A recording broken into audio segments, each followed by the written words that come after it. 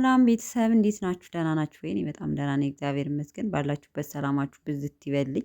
እኔ የምላችሁ በአንዱ እየተገረምን ጭራሽ ሁለተኛ እውነት ትለያለህ። እኔ አለማድነቅ አይቻልም። በነገራችን ላይ አስባችሁታል? በአንድ ወቅት በአንድ ጊዜ ሁለት ቤት መስራት ማለት በጣም ገራሚ ነገር ነው። ማለት እኔ እንጃ ማመን አቃተኝ። እናንተ እንዴት ነው ነገሩ ቤተሰብ?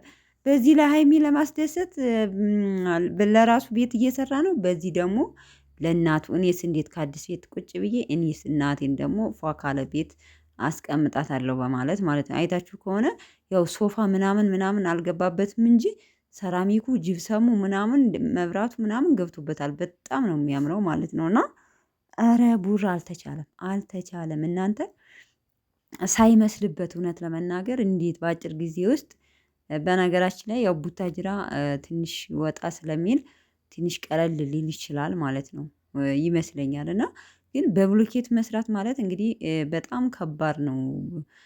ሲሚንቶ ራሱ ስንት እንደገባ አንድ ከረጢት ቤት የምትሰሩ ታውቁታላችሁ። እና በጣም በጣም አድንቄዋለሁ እውነት ለመናገር እናንተ እንዲህ በመጀመሪያው ስንገረም ማለት ነው ጭራሽ ባንዴው ሁለት ቤት እና ወንድሙን በዚህ አጋጣሚ ግን ወንድሙን በጣም አመስግኗል። ከዛም እዚህም እያለ ለዚህ ያበቃው እሱ ነው ብሏል ማለት ነው። እና እኔ የምላችሁ ቅመምዬ ምንድን ነው ነገሩ? እንዴት ነው እንግዲህ ያ መታየታችኋታል። የቀለበት ማለት እኔን ታገቢኛለሽ ብለህ ጥያቄ ልታቀርብልኝ ነው አደለ? አረ ቅመሟ እንዲህ እንዲህ ሺ ይመኝሻል የኔ ወርቅ ማለት ነው። በነገራችን ላይ ቆይ መጨረሻ ላይ እነግራቸዋለሁ። ምን ልላችሁ ፈልጌ ነው እዛ ፓርት ላይ ማለት ነው። ለእኔ ቀለበት ጥያቄ ልታቀርብልኝ ነው ስትል የሆነ በቃ እኔ እንጃ እኔ ነኝ ስቅቅ ያልሁት።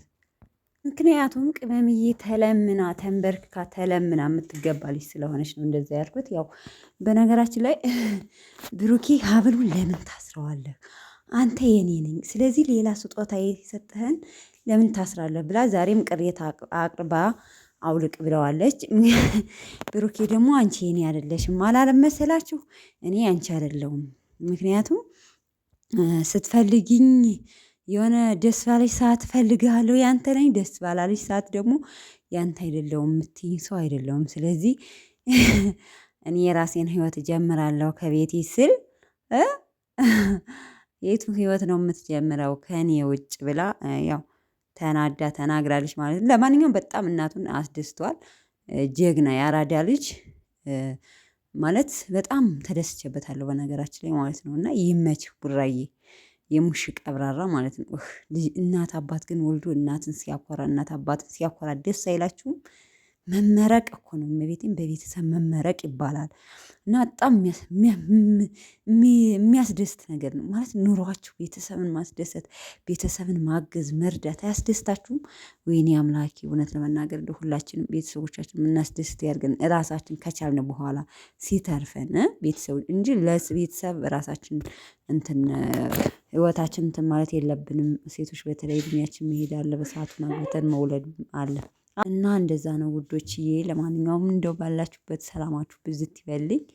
እንግዲህ ደስ ይላል። ብቻ ግን በጥቅሉ ታርቀውልናል። ደስ አይል? በጣም ነው ደስ ያለኝ እውነት ለመናገር። ባይ ባይ። እና ልነግራችሁ ያልኩት ደግሞ መጨረሻ ፓርት ላይ ማለት ነው አሁን ይሄ ፕሮግራም ከተዘጋጀ በኋላ ማለት ነው ሀይሚ እንደዚህ ብላ ማለት ስላለባት ነው በቃ ያለችው እንጂ ሆን ብላ እሷ ማለት ፈልጋ አይደለም። ስለዚህ ተመካክረው እየሰሩ እንደሆነ እዚህ ላይ መረዳት ትችላላችሁ።